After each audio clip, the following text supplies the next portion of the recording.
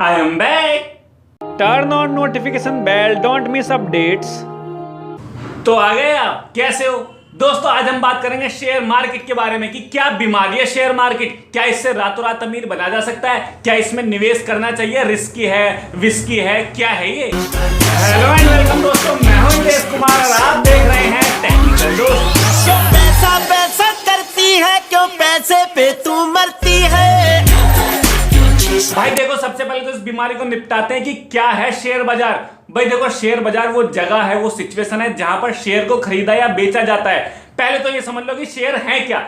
Share ये होते हैं कि हर कंपनी लोगों को ये कहते हैं कि यदि तुम हमारी कंपनी में पैसा लगाना चाहते हो, हमारी कंपनी में हिस्सेदार बनना चाहते हो, तो हमने कुछ शेयर दे रखे हैं, उन्हें तुम खरीद लो। जितने भी पैसे के खरीद लोगे उतना पैसा तुम्हारी हमारी कंपनी में लग जाएगा। अच्छा, इसे ऐसे समझ लो कि यदि आप मुकेश अंबानी जी की कंपनी में रिलायंस में पैसा लगाना चाहते हो, तो आप मुकेश अंबानी जी से कहोगे, अरे भैया सुनियो, मैं तुम्हारी कंपनी में ना पैसा लगाना चाहता हूं यार, मुझे भी बना लो अपना हिस्सेदार। तो मुकेश अंबानी जी कहेंगे, अच्छा मेरी इतनी बड़ी कंपनी है, तुम्हारी मुझे क्या जरूरत है, मुझ पे तो बहुत पैसे हैं। लेकिन हाँ, मुकेश अंबानी जी आपका पैसा लगवा देंगे। कैसे?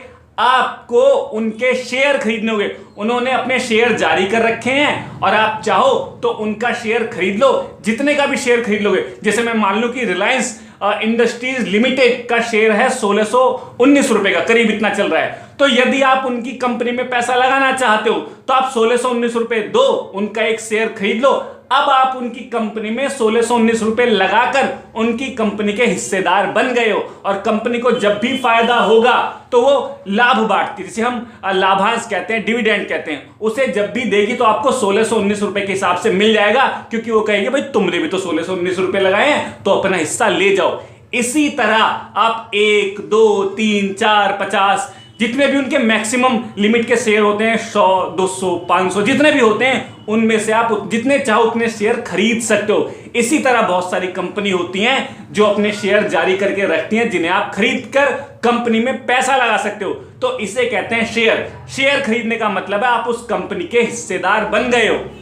अब सवाल ये उठता है कि शेयर बेचे क्यों जाते हैं? भाई देखो, शेयर इसलिए बेचे जाते हैं क्योंकि कंपनी के लिमिटेड शेयर है, मान लो 100 शेयर है। अब ऐसी स्थिति में कुछ लोग चाहते हैं कि भाई मुझे अब शेयर नहीं चाहिए, मैं तो बेच रहा हूं शेयर को, और कुछ लोग खरीदना चाहते हैं। कब खरीदते हैं? जैसे कंपनी ने कोई नया प्रोडक्ट लॉन्च कर दिया, कंपनी ग्रो हो रही है, कंपनी में कुछ नया कमाल का हो गया, तो ऐसी स्थिति में अधिकतर लोग उस कंपनी के शेयर को खरीदना शुरू कर देते हैं। लेकिन जिनके पास वो शेयर है वो उसे बेचना नहीं चाहते, तो ऐसे में स्टॉक एक्सचेंज में बोली टाइप लगती है। मतलब अब मान लो आपने मुकेश अंबानी का जो शेयर था 1619 रुपए का खरीदा था ना, मान लो अगर मैं आपसे कहूं कि यार मैं आपको उसके 2500 रुपए दे दूंगा, तो आप क्या करोगे? हाँ यार सही है, 1000 रुपए का फायदा हो रहा है, तो आप बेचने के लिए तैयार हो जाओगे। यानी जब लोगों को फायदा दिखता है, जैसे ही उस शेयर की डिमांड बढ़ती है, मांग बढ़ती है, तो शेयर के रेट बढ़ जाते हैं। ऐसे में अधिकतर लोग उनको बेचना शुरू कर देते हैं। और यदि कंपनी के जो साख है या गुडविल है वो खराब हो जाती है, तो उसके जो शेयर के दाम है वो गिर जाते हैं। जैसे स्नैपचैट के गिर गए थे ना, वो घटना हुई थी, तो ऐसी स्थिति में उसके दाम गिर जाते हैं। तो जो दाम गिरना बढ़ना, इसी के बीच प्रॉफिट छुपा होता है। आपने रिलायंस के मान लो 100, 200, 500 जितने भी आपने शेयर खरीद लिए और उनके रेट बढ़ गए, अब आप उनको बेचते हो तो आपको प्रॉफिट होगा। यही है शेयर मार्केट में प्रॉफिट।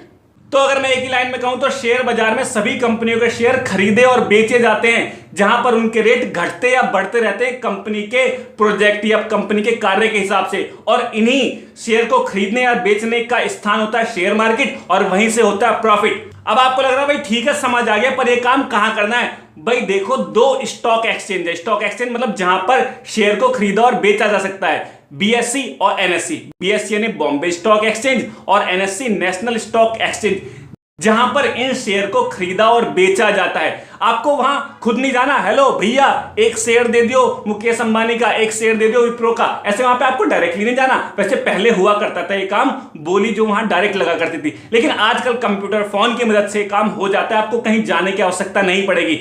स्टॉक एक्सचेंज में सभी कंपनियां रजिस्टर्ड होती हैं और उन्हीं कंपनी के शेयर खरीदे और बेचे जाते हैं। दोनों स्टॉक एक्सचेंज में आप ये काम कर सकते हो।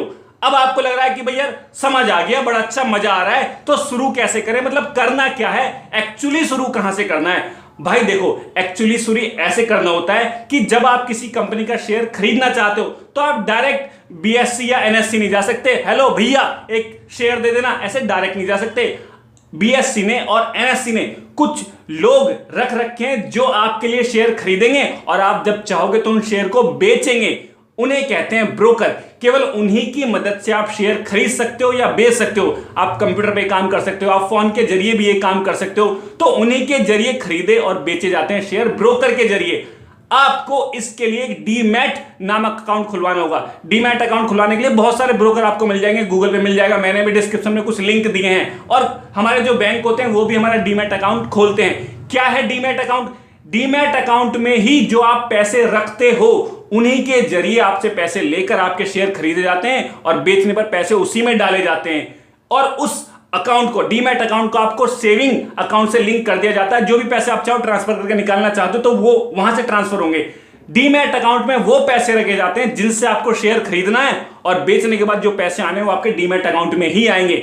इसके लिए आपको जस्ट डायल पर आप कॉल कर सकते हो, बहुत सारे ब्रोकर आपको मिल जाएंगे। इसके अलावा शेयर खान है, मनी कंट्रोल है, वहां पर आप कॉल कर दोगे तो आपको घर पे ही आ जाएंगे फॉर्म लेके, और आपको 100 200 500 साइन करने होंगे, आपका डीमैट अकाउंट खुल जाएगा। तो इस तरह आप अकाउंट खोलकर ट्रेडिंग शुरू कर सकते हो।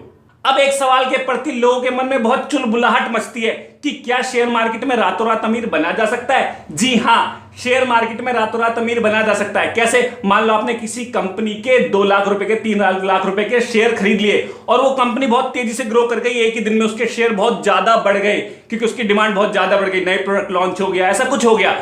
तो ऐसे में आपके शेयर का रेट बहुत ज्यादा बढ़ जाएगा, जिसे आप बेच दोगे तो आप रातों रात अमीर बन सकते हो। परंतु ऐसा हमेशा नहीं होता। जो रातों रात अमीर बनते हैं वो रातों रात गरीब भी बन सकते हैं, तो ऐसा हमेशा नहीं होता।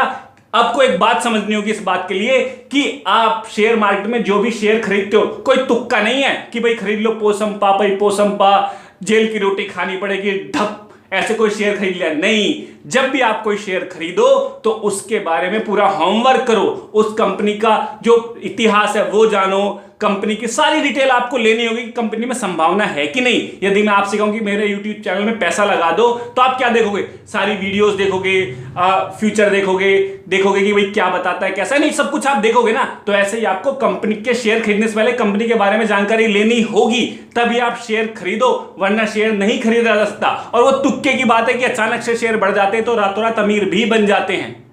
अब आपके दिमाग में सवाल आ रहा होगा, नहीं आ रहा तो मैं खुद ही उठा देता हूं, कि कितने पैसे लगाने चाहिए स्टार्ट करने के लिए। भाई देखो, स्टार्ट करने के लिए भी आपको 10 20 30 हजार रुपए लगाने पड़ेंगे। सीखने के लिए, देखो सीखने के लिए भी इतने पैसे लगाने पड़ेंगे। मैंने भी 20 30 हजार रुपए डुबो दिए हैं, तब मुझे कुछ पता चला है। अब मैंने कुछ शेयर खरीद रखे हैं, विप्रो के खरीद रखे हैं, तो अब वो बढ़ रहे हैं, मतलब समय के साथ बढ़ रहे हैं। लेकिन मैंने लॉन्ग टर्म इन्वेस्टमेंट कर रखा है, मैं डे ट्रेडिंग नहीं करता। डे ट्रेडिंग मतलब सेम डे खरीदना, सेम डे बेच देना, ऐसा नहीं करता। तो इस तरह 10 20 30 हजार रुपए लगा सकते हो आप सीखने के लिए। पहले सीख लो फिर ये काम करना। अब सिंपल सा अंतिम शब्दों में एक समरी ला देता हूं कि समरी ये है कि आपको अपना एक डीमैट अकाउंट खोलना है। डीमैट अकाउंट खोलने के लिए गूगल पे बहुत सारे आपको ऑप्शन मिल जाएंगे, कुछ फोन नंबर्स मैंने लिंक दिए हैं डिस्क्रिप्शन में, उनको कॉल करो, आपका डीमैट अकाउंट खुल जाएगा। डीमैट अकाउंट में आप 20 30 40 हजार रुपए डालो। अब आपको शेयर खरीदना है, शेयर खरीदने के लिए वो आपको एक सॉफ्टवेयर भी प्रोवाइड कर सकते हैं, आप कंप्यूटर में डाल सकते हो, या आप कॉल करके भी, वो आपको नंबर देंगे, आप उनसे कॉल करके भी आप खरीद सकते हो शेयर और बेच सकते हो। लेकिन जिस भी कंपनी का आप शेयर खरीदो उसकी पूरी बैकवर्ड आपको देखनी होगी, मतलब आपको उनका इतिहास देखना होगा, उसकी भविष्य की संभावना देखनी होगी, इस तरह आप शेयर खरीदो।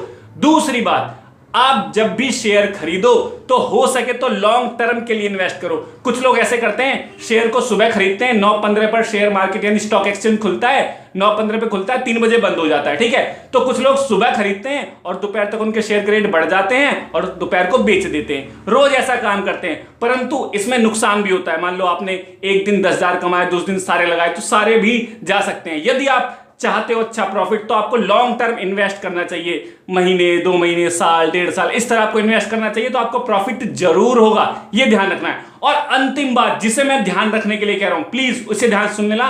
अंतिम, आप शेयर मार्केट में अपना वो पैसा ना लगाएं जो आपके डेली खर्चे के लिए है। आप इसमें वही पैसा लगाएं जिसके अगर डूब भी जाए तो आपके आर्थिक जीवन पर कोई फर्क ना पड़े। फिर से बोल रहा हूं, आप इसमें केवल वही पैसा लगाएं जिससे आपके डूबने पर, अगर पैसे डूब भी जाएं तो आपके आर्थिक जीवन पर कोई प्रभाव ना पड़े। और होमवर्क कर लेना, तभी स्टॉक एक्सचेंज में आपको फायदा मिलेगा और निवेश करने के लिए बहुत अच्छा साधन है ये।